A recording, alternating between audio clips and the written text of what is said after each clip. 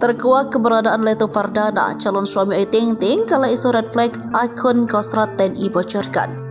Tunangan penyanyi dangdut Ayu Ting Ting Leto Infa Muhammad Fardana tertimpa isu tak sedap. Leto TNI Fardana yang baru beberapa bulan bertunangan dengan Ayu Ting Ting mendadak tertimpa isu miring. Publik tiba-tiba dikejutkan dengan pernyataan seorang pengguna aplikasi X atau yang dulunya Twitter yang mengatakan Leto Fardana red flag. Isu miring tersebut seketika menjadi sorotan banyak orang. Publik pun bertanya-tanya tentang kebenaran dari pernyataan tersebut. Maklum saja, khususnya fans Ayu Ting Ting yang tak ingin idolanya kembali salah pilih pasangan. Kini fans berharap Ayu tidak mengalami kegagalan untuk ketiga kalinya. Ayu dan Leto Fardana bahkan berencana menikah dalam waktu dekat, tepatnya setelah Fardana selesai menjalankan Satgas di Papua. Lantas bagaimana kabar Fardana kini dikala isu dirinya red flag sedang memanas?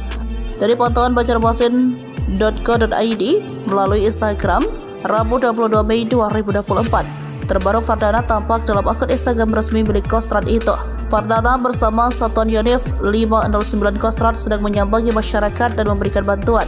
Dari postingan itu tertera keterangan bahwa kegiatan tersebut dilaksanakan pada Minggu 19 Mei 2024. Sebagai dan pos TKC2 Leto Fardana yang memimpin kegiatan tersebut. Tampak dalam foto yang dibagikan, Leto Fardana terlihat dalam kondisi baik.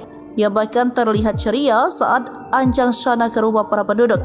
Terlihat Fardana sudah duduk berdampingan dengan seorang warga sembari tersenyum dan memegang sebuah benda yang ditunjukkan ke warga tersebut.